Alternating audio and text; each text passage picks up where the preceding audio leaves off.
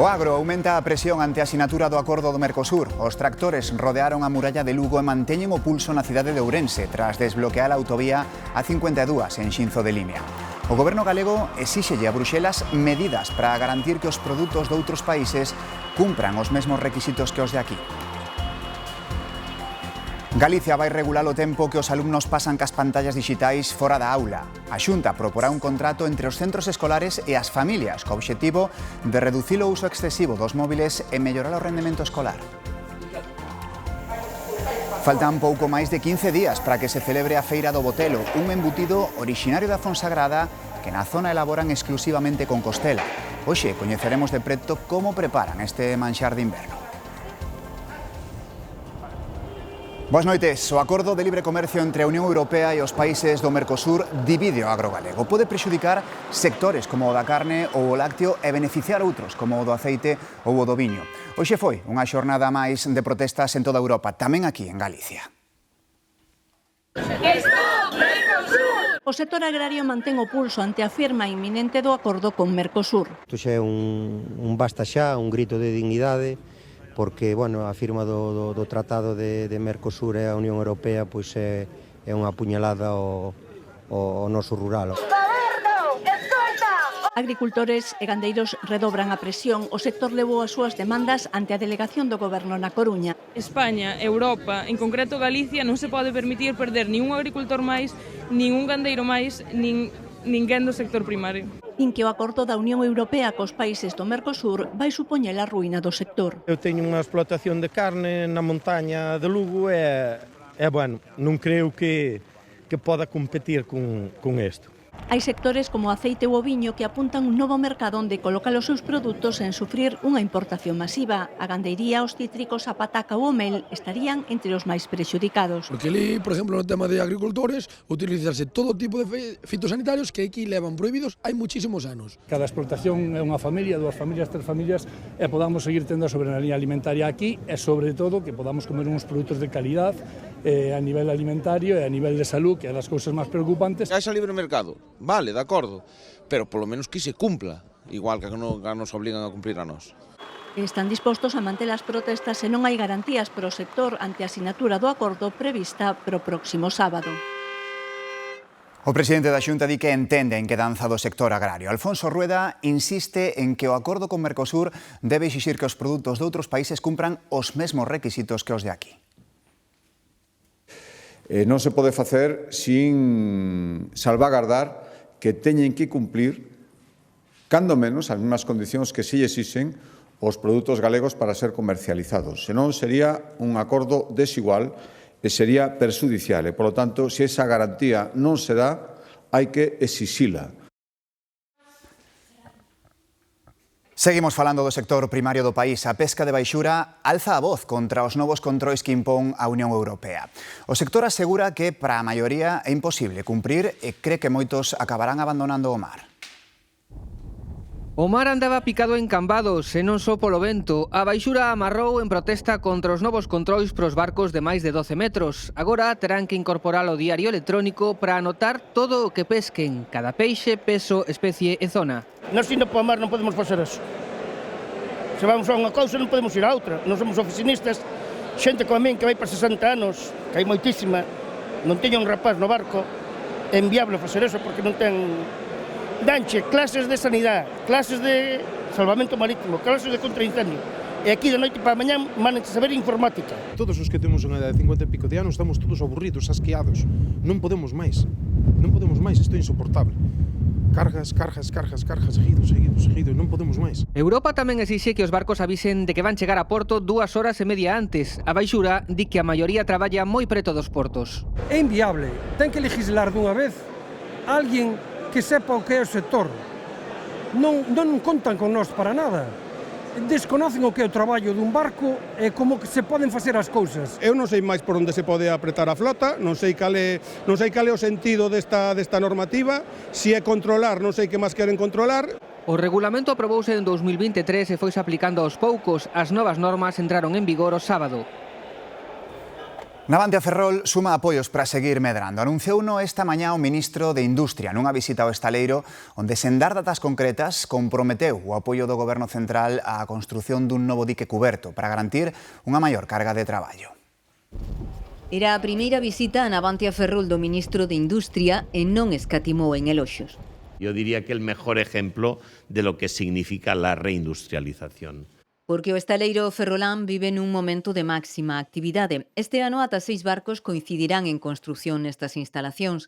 Tamén hai novos contratos que poderían materializarse, pero está pendente unha demanda histórica, un novo dique cuberto que, segundo os traballadores, é clave para poder completar a transformación e atraer proxectos internacionais. O Goberno toma nota. La carga de trabajo está garantizando trabajo y mejor empleo de más calidad para los próximos años y, por tanto, las infraestructuras que se precisen para este crecimiento, pues sin duda creo que serán abordadas. Pero polo momento, sen falar de datas concretas. E nova xornada de folga no transporte por autobús na provincia da Coruña. Foi o primeiro dos 6 paros convocados para este mes, Patricia. Sí, tras a parada do Nadal, os condutores de autobuses da provincia volveron a folga e volveron deixar autobuses parados e estacións como esta prácticamente baleiras. Volverán facelo mañá e o venres desta semana e tamén a vindeira. De novo, o seguimento foi prácticamente total e, por exemplo, aquí en Santiago non saíron nin os servizos mínimos. Piden a negociación dun novo convenio con melloras laborais e salariais e medidas de conciliación. Se non avanzan as negociacións, que agora mesmo están paradas, din que a partir de febreiro a folga será indefinida. Grazas, Patricia. A Xunta aboará esta semana aos empregados públicos autonómicos o incremento salarial do 2,5% correspondente a todo o ano 2025. Farase nun pagamento único. A nómina de xaneiro incluirá tamén a suba do 1,5% correspondente a este ano, así que os traballadores autonómicos recibirán un 4% máis de soldo que en decembro. Galicia segue dando pasos para protexer os máis novos dos riscos das novas tecnoloxías. A Xunta proporá un contrato entre os centros escolares e as familias para regular o uso dos dispositivos digitais fora dos colexios. Gloria. Sí, a través dun contrato voluntario entre os centros escolares e as familias, os estudantes comprométense a limitar o tempo de uso das pantallas na casa. É unha das 50 medidas do Plan Integral de Benestar Digital co que a Xunta busca promover o uso responsable das novas tecnoloxías. Galicia márcase o reto de conseguir que os mozos teñan unha convivencia saudable cos dispositivos digitais para asegurar o rendemento escolar e combinar un ensino híbrido con papel e pantallas. É básico que o alumnado adquira competencias digitais, que é algo imprescindible na súa formación, sobre todo de cara ao futuro, pero que ten que ser dun xeito seguro e tamén dun xeito crítico. Para iso, a Xunta pon en marcha un plan de benestar digital ao que destinará máis de 7 millóns de euros con medio cento de medidas, entre as que destaca un contrato voluntario para fixar os tempos que os mozos dedican a móviles ou tabletas cando saen das aulas. Un contrato voluntario que sería asinado entre o centro e cada alumno, por suposto de acordo coa familia, para regular o uso das pantallas polo alumno fora do horario escolar. Outras das medidas son ensinar o alumnado a verificar noticias falsas, mellorar a formación do profesorado en competencias digitais ou orientar as familias sobre as ferramentas de control dos dispositivos que teñen os seus fillos. A vivenda centra o debate político neste comezo da semana. O presidente Sánchez anunciou 3 medidas e unha delas foi rexeitada aos poucos minutos polo seu propio socio de goberno. Sumar rexeita apoiar incentivos fiscais para os propietarios de pisos que non suban o alugueiro. O Partido Popular, pola súa banda, presentou un paquete con 15 propostas. O Goberno prepara un decreto con 3 medidas en materia de vivenda, limitar os alugueiros de temporada, os de cuartos e tamén rebaixas fiscais para os propietarios que renoven os contratos de alugueiro sen subir o prezo. No hay, lo sabemos, soluciones mágicas para resolver el desafío global como es el del mercado de la vivienda, pero sí hay decisiones valientes. Hay decisiones contundentes. O socio da coalición Sumar soubo destas medidas pola prensa e a reacción non se fixo agardar. Non van apoiar o decreto. Regalar diñeiro público aos rendatarios é un grave erro, di Yolanda Díaz. Dar con la fórmula equivocada. Con una fórmula que no es la correcta, que es dar regalos fiscales a los caseros y a los rentistas. E o mesmo opinan en Podemos, isto é para que ardan as rúas, opina a súa líder Ione Belarra. O líder do PP, pola súa parte, tamén centrou o seu discurso na vivenda. Presentou en Barcelona un plan con 15 puntos, entre eles vincular o financiamento de comunidades e concellos á construción de inmobles. Sánchez condiciona la financiación a su bienestar personal en la Moncloa. Yo me comprometo a vincularla al incremento del número de viviendas que se hagan en los ayuntamientos y en el conjunto de las comunidades autónomas. E ponse Feijóo un obxectivo se chega ao goberno, construir 1 millón de vivendas na próxima legislatura. A Dirección Federal do PSOE ratifica a Carmela López como candidata socialista á presidencia da Deputación de Lugo. Avala así a elección feita pola xestora tras a dimisión de José Tomé polo escándalo das denuncias por acoso sexual. O BNG xa avanzou que apoiará a candidatura da alcaldesa de Burela, que tamén precisaría do voto de Tomé, agora no grupo dos non adscritos. A Deputación de Lugo vota este mércores en pleno a nova presidencia da institución provincial. Alfonso Rueda pídelle coherencia ao BNG e que evite un pacto co PSOE para manter o goberno desa institución. Rueda cree que sería un xigantesco exercicio de hipocrisía que os nacionalistas votaran a favor dun tripartito.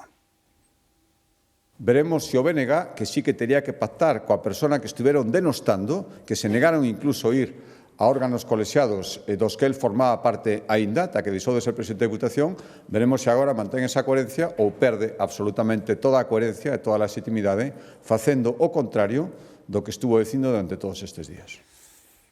O empresario e banqueiro Isidro Faine foi reelixido como presidente do patronato da Fundación La Caixa. Valdiri Ros é a única nova incorporación no patronato en substitución de Xavier Brosa.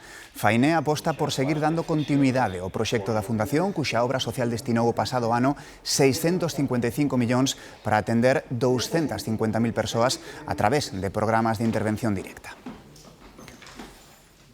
O goberno de Venezuela anunciou a liberación de 116 novos presos políticos, aínda que polo momento só hai confirmación de 24. Entre eles está un español, o exmarido da activista liberada a semana pasada, e 2 italianos. Varias ONGs denuncian falta de transparencia no proceso. O goberno venezolano anunciou a través deste comunicado a excarceración de 116 presos políticos máis. Pero a cifra non coincide coa que manexan as organizacións humanitarias, que só puideron confirmar a posta en liberdade de 24 presos nos últimos 4 días.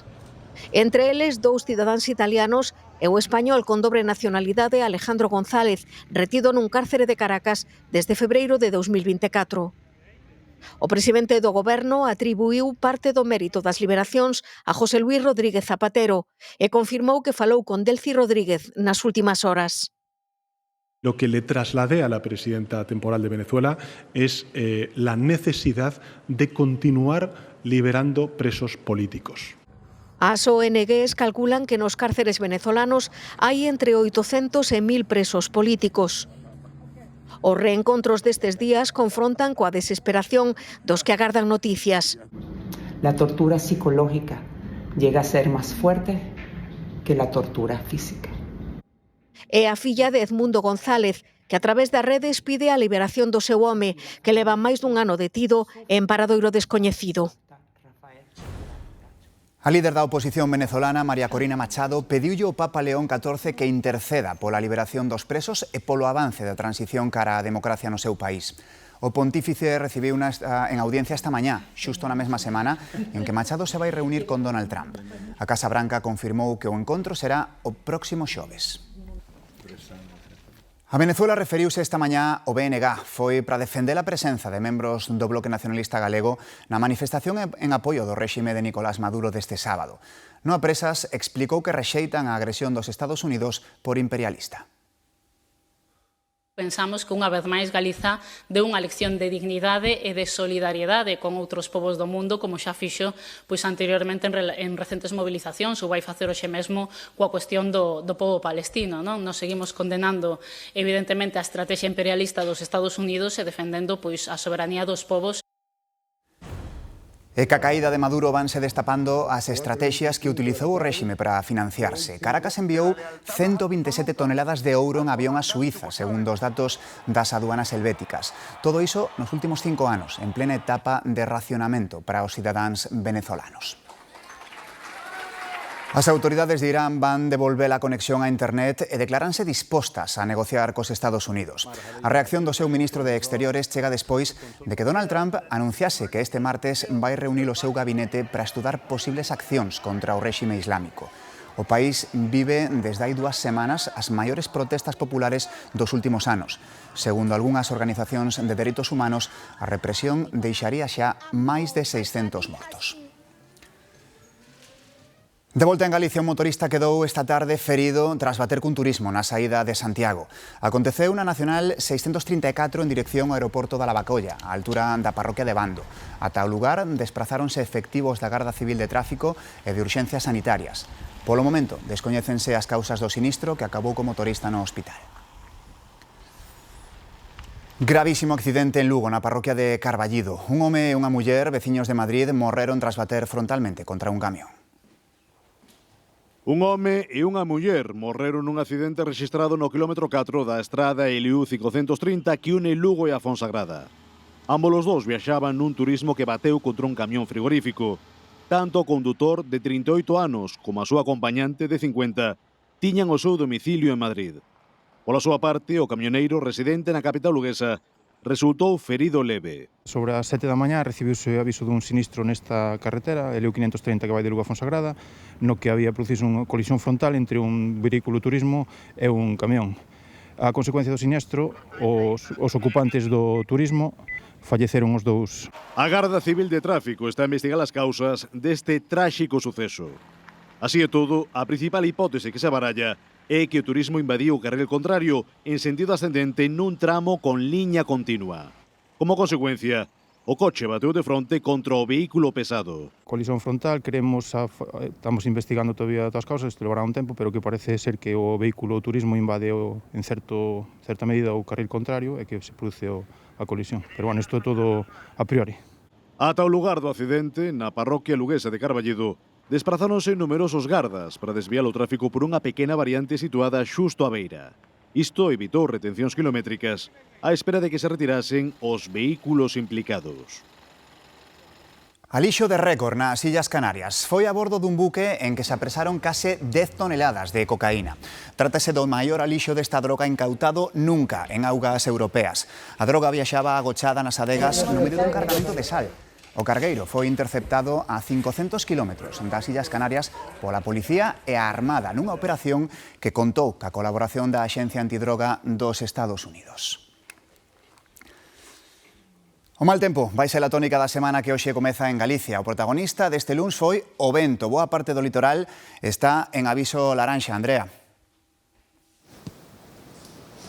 Sí, concretamente as Rías Baixas e a Costa da Morte, onde as ondas van poder superar os 5 metros de altitude. En terra segue activo o aviso amarelo por chuvia e por vento, xa que se van registrar fortes refachos en varios puntos da comunidade. Por exemplo, esta mañá en Vimianzo superaron os 130 km por hora. Varios concellos están pechando parques e toda actividade deportiva no mar está completamente suspensa. Como sempre, as autoridades recomendan ter moita precaución nas estradas, pero sobre todo non achegarse a primeira liña de costa e evitar os paseos marítimos. A moitos vaiselle xuntar o turrón cas filloas. Na provincia de Ourense xa están ca cabeza no Entroido. Levan meses preparando estas datas. Apágase o Nadal e comeza o Entroido. Non son imaxes de arquivo, foi esta mesma fin de semana en Castelo do Varo. En Laza, os peliqueiros levan dende a noite vella quecendo coas chocas. Para nós o Nadal é un mero trámite. O importante é que chega o Entroido. Despois de todo un ano esperando que chegue, pois, cuanto antes mellor. Este ano o Entroido ven moi cedo, de festa en festa, non hai descanso. Salimos do Nadal e xa estamos aí no Entroido, pero Xinzo xa sabes como é, non hai problema ningún, xa todo o mundo animado. Hai un ambiente moi grande, moi grande. A xente anda faenada porque allá foi un campo de fútbol e restou moita xente porque están cosendo, preparando. Que yo digan a esta modista de Xinzo, cose de sol a sol para facer medio millar de disfraces. Abrimos a axenda no mes de setembro e este ano no mes de outubro xa cerramos, porque este ano encima, como é tan pronto que cae tan pronto en Entroido, pois xa está, é unha locura. A emoción xa se palpa e é que a conta atrás en Xinzo remata o 25 co petardazo e o fareleiro. Nas tendas non dan feito a quitar o de Nadal e poñer o de Entroido. Dándonos prisa porque ya la gente se prepara, va comprando, tenemos que estar pero dándole caña mucho. É que as festas piden vésperas. Co bar que temos, pois temos que preparar almacén, preparar pedidos. Xa imos un pouco tarde, pero bueno, esperemos que poidamos facelo e disfrutar moito do noso Entroido. Coas badaladas chegou xa o tempo de Entroido, o máis agardado na provincia de Ourense. Falando de festas, se viviron de cerca o traballo que dá organizalas nas aldeas, vai resultar curioso o que pasa na Valenzá, en Barbadás. Hai pelexas por encargarse delas e será o Concello o que decida despois dun proceso de selección. A asociación da que forma parte Ramiro é unha das interesadas en organizar as festas da Valenzá. Xa o teñen feito outros anos e sorpréndelles o crecente interese. O problema que pedir nas casas, andar pedindo negocios. A mí me sorprende tamén eso, porque a verdad que o que pasa é que este é un núcleo bastante grande. Como o barrio máis populoso deste concello, temos unha media edad moi xoven, que de 44 anos, pois digamos que hai criterios dispares a hora de querer organizar a festa dun xeito do outro. Para evitar discrepancias, decidiron que sexa un grupo de traballadores municipais de distintas áreas os que se encarguen de elixir a mellor opción, seguindo criterios técnicos. Nese sentido, vanse valorar pois aspectos que redunden na, digamos, na calidade artística, tamén na seguridade, porque tamén está incluída a Policía Local e Protección Civil, e, bueno, para favorecer a convivencia veciñal e a participación. Pois tamén hai unha serie de mínimos. Requisitos imprescindibles como os permisos, horarios, instalación de baños portátiles ou as datas a fin de semana anterior ao 11 de xuño, día de San Bernabé, patrón da Valenzá, un proceso para seleccionar a comisión de festas pouco habitual nun contexto no que cada vez hai menos festexos pola falta de organizadores. A música e o baile tradicionais galegos gozan xa da máxima protección. O Diario Oficial de Galicia publicou hoxe a súa declaración de ben de interese cultural na categoría de patrimonio inmaterial. Un recoñecemento a estas senlleiras expresións culturais das de maior importancia na vida rural galega, unha fonda pegada no pasado e no presente do país. Ademais, esta consideración de BIC tamén implica medidas para protexer e preservar no futuro a nosa música e baile tradicionais. O gotelo non é inmaterial, é bastante material, pero tamén é ben senlleiro da nosa gastronomía e reivindica o seu oco como manxar propio destas datas do inverno. Trátase dun produto moi popular na zona da Fonsagrada que se elabora con costela adubada e embutida no estómago do porco, aínda que nos últimos tempos tamén se fai ca tripa. Desta fábrica saen ao ano 40.000 botelos, un embutido originario da Fonsagrada que na zona elaboran exclusivamente con costela. O botelo daqui solamente leva costilla, o que é a costela, digamos, tradicional do porco, máis o que é a corteza, o que é a piel, e non leva máis nada. Porque hai noutros sitios que lles meten, pois, metenlles rabo, metenlles lengua, aquí na Fonsagrada non. A costela adubada é a clave deste produto que antigamente se consumía no inverno e que hoxe é posible comprar durante todo o ano. O botelo tradicional vai no estómago do porco. O estómago é que se facía antiguamente, porque conservábase mellor. O que pasa é que hoxe en día solamente se fai así en ocasións como para o carnaval, pois claro, é moi laborioso. Isto é unha cousa que hai que coser, cada botelo hai que facelo a mão, é dicir, con agulla, coselo con fío, entón, claro, iso para sacalo á venta, habería que vendelo a un precio moi alto. O máis común é embutilo no cego do cocho, que tamén vai adubado. Tal é a zona deste produto que na Fonsagrada conta cunha festa propia. A deste ano é a primeira fin de semana de febreiro. Arredores de Nerja, en Málaga, 12 de xaneiro de 1959. 5 amigos, 5 rapaces, métense por un oco polo que vían que entraban morcegos. Aparecen nunha estancia na que atopan 2 esqueletes. Teñen medo e marchan. Avisan aos seus profesores e regresan para descubrir un impresionante achado arqueolóxico, a Cova de Nerja, un lugar máxico dunha beleza monumental e declarado de interese internacional. Imaginen a emoción de ver algo así por primeira vez. Galerías inmensas. Vexan o tamaño que ten unha persoa. Ali viviron os neandertais hai máis de 40.000 anos. Dá unha idea da nosa insignificancia. Feliz noite. Ata mañá.